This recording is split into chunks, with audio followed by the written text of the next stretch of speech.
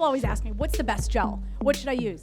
There are so many. It's about taste, texture. We do not want to start a race or a run hungry. I think the most important thing for refueling is getting in something within 30, 45 minutes after that run. Good evening, everyone, and welcome to the second training panel for the 2026 United Airlines NYC Half. Amy, would love if you could talk to us about what fueling looks like at this point in training, and is it different for first-time half marathoners versus folks who've run many? There's two parts to the fueling. I look at it like how you're fueling during the week and then how you're fueling while you're running. So you're going to read a lot of information. There is so much information online. Your friends might be doing different things or giving you advice. It's important to figure out what works for you and what feels best for you and your body. Everyone is different, so it's important to kind of keep that in mind. So the weekdays and like what your runs are like, what your training runs are going on during the week, we want to make sure we establish a really solid fueling plan before and after. So what that's going to look like before, 3 to 4 hours before a run. If you're training in the evening, that's like your lunchtime. We want to make sure that is a really solid meal that has plenty of carbohydrates and some protein with a little bit of fat. And that's plenty of time to digest and do an evening run. So it's 3 to 4 hours. And then 2 hours before your run, maybe you do a snack.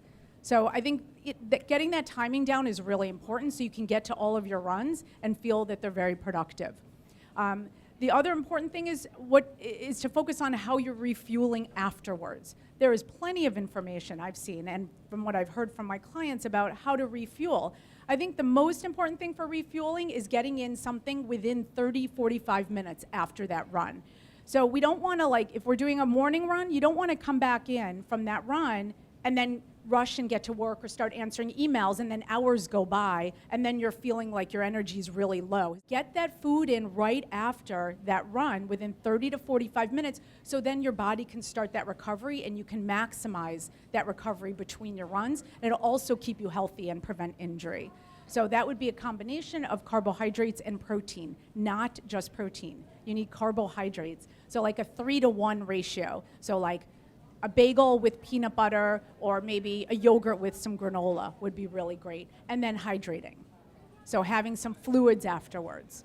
So that's kind of like an overview of what to be doing during the week. And then while you're running, now is a great time to practice what kind of fuel you're going to take during the run. And you want to see which gels feel best for you and your body because everyone is different. And there's no one gel that's the best. People always ask me, what's the best gel? What should I use?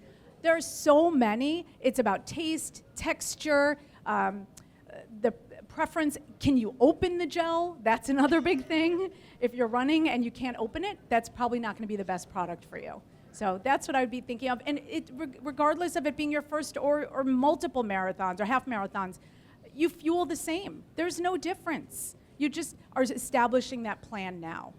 Could you just share a little bit more on what's the right amount of carbs for half marathoners?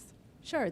So during your race, you want to take in about 30 to 60 grams of carbohydrate per hour, which is generally about 1 to 2 gels.